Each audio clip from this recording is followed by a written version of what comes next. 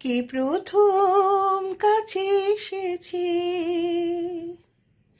কে প্রথম চেয়ে দেখেছে, কিছুতে পাই না ভেবে, কে প্রথম ভালোবেসেছি, তুমি না আমি। গুড ইভিনিং বন্ধুরা, আজ আমি একটা নতুন স্বাদের রেসিপি নিয়ে চলে এলাম, সাবুর পোলাও। দেখুন কেমন লাগছে। অবশ্যই এটা লাইক, শেয়ার, কমেন্ট নিশ্চয়ই করবেন, এটুকুনি আমি আশা রাখি। সাবুর পোলাওর জন্য প্রথমে আমি বড় কাপের 1 কাপ সাবু নিয়েছি।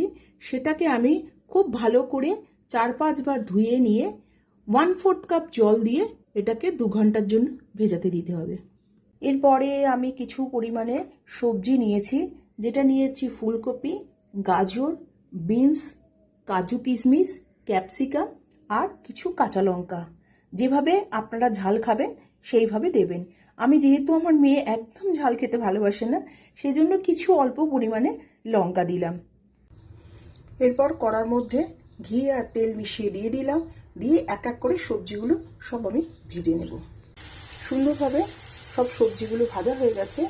এরপর আমি এর মধ্যে সাবুদানাটা মিশিয়ে দেব।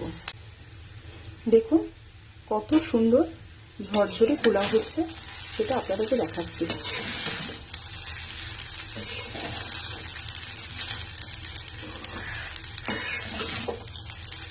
একটার সাথে একটা কোনোভাবে গায়ে লাগবে না। এইভাবে ঝরঝরে পোলাও বানাতে আমি যেভাবে রেসিপিটা বললাম সেইভাবে যদি আপনারা করে থাকেন তাহলে নিশ্চয়ই খুব ভালো ঝরঝরে সাবু পোলাও হয়ে যাবে।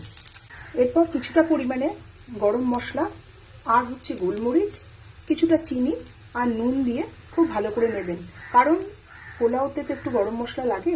একটু ঘি গরম মশলা না দিলে ভালো লাগে না, তাই নামানোর সময় আর একটু ঘি দিয়ে আমি নামিয়ে নেব।